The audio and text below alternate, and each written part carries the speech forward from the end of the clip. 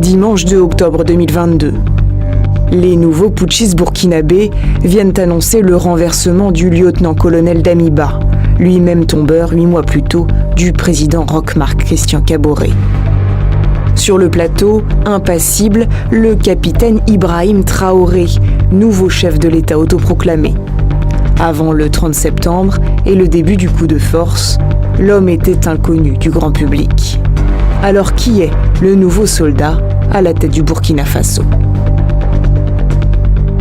Le capitaine Ibrahim Traoré est chargé de l'expédition des affaires courantes de l'État jusqu'à la prestation de serment du président du Faso désigné par les forces vives de la nation. Ibrahim Traoré. À seulement 34 ans, ce jeune capitaine de l'armée burkinabé est devenu une figure emblématique de la résistance en Afrique de l'Ouest. Mais comment est-il passé de militaire méconnu à président révolutionnaire?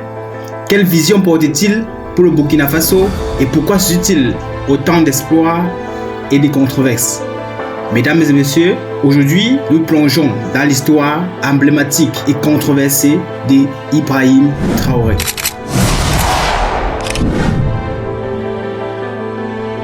Ibrahim Traoré, né en 1988 en Bodogui, il a grandi avec un idéal d'engagement et de justice. Inspiré par l'histoire de Thomas Sankara et des mouvements panafricanistes, en 2009, il rejoint l'armée burkinabé. Se distinguant très vite par son courage sur le terrain et sa proximité avec ses camarades, partageant leurs frustrations face aux problèmes de sécurité et des ressources limitées, durant ses missions, notamment dans les zones en proie aux attaques terroristes, il observe l'abandon progressif des populations rurales. Laissé sans protection, ce vécu au quotidien alimente en lui une colère et un sentiment de devoir envers son peuple.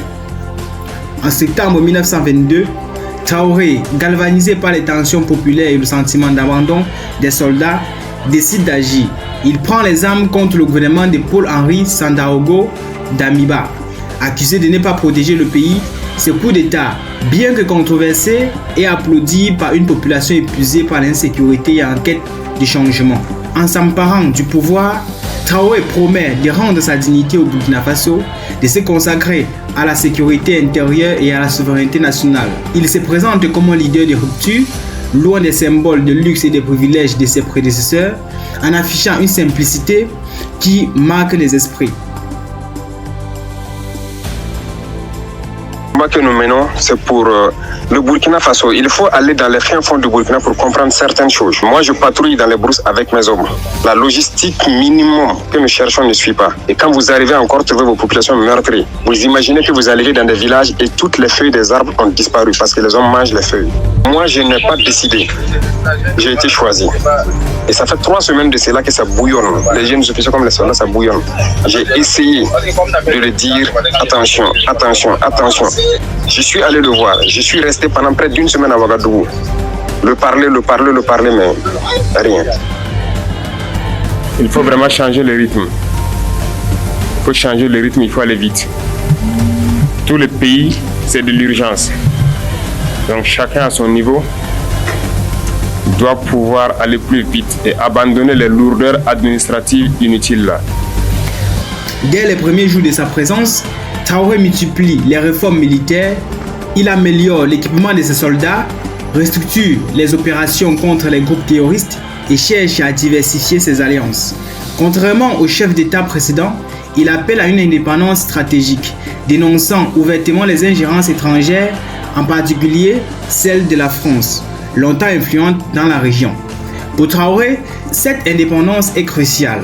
Il veut que le Burkina Faso définisse lui-même son avenir sans subir de pressions intérieures. Son approche attire l'attention de la jeunesse africaine, lassée des modèles de gouvernance traditionnels et en quête de leaders prêts à remettre en cause les ordres établis. Sur le plan géopolitique, Ibrahim Traoré adopte une posture pragmatique. Il cherche des partenaires capables de respecter la souveraineté du Burkina Faso. Dans cette optique, il se rapproche des puissances comme la Russie, tout en consolidant ses liens avec des pays africains aux visions similaires, comme le Mali, la Guinée. Il forme un bloc qui aspire à une politique africaine plus souveraine et moins influencé par les anciennes puissances coloniales. Mais cependant, cette démarche est risquée, tandis que certains voient en cette alliance un signe de renouveau, d'autres craignent que l'isolement des partenaires traditionnels puisse fragiliser l'économie et aggraver les tensions internationales. Traoré est conscient des critiques, mais il persiste, convaincu que cette voie est la seule pour la garantie d'une stabilité durable. Mais le défi de Traoré ne se limite pas aux relations internationales. À l'intérieur du Burkina Faso, il doit affronter une économie affaiblie, une corruption endémique et une société divisée par les conflits internes. Il multiplie les initiatives pour restaurer l'intégrité du gouvernement et se battre contre la corruption, mais les progrès sont lents. Le peuple burkinabé, après des années d'instabilité, attend des résultats concrets et rapides. Les attentes sont donc énormes et chaque action, chaque décision de Traoré est scrutée par une population qui n'hésite pas à exprimer sa frustration lorsque les promesses tardent de se réaliser. Certains lui reprochent de se concentrer davantage sur les discours idéologiques que sur les mesures concrètes pour améliorer le quotidien. Mais malgré tout, Ibrahim Traoré incarne aujourd'hui un symbole de résistance et d'émancipation.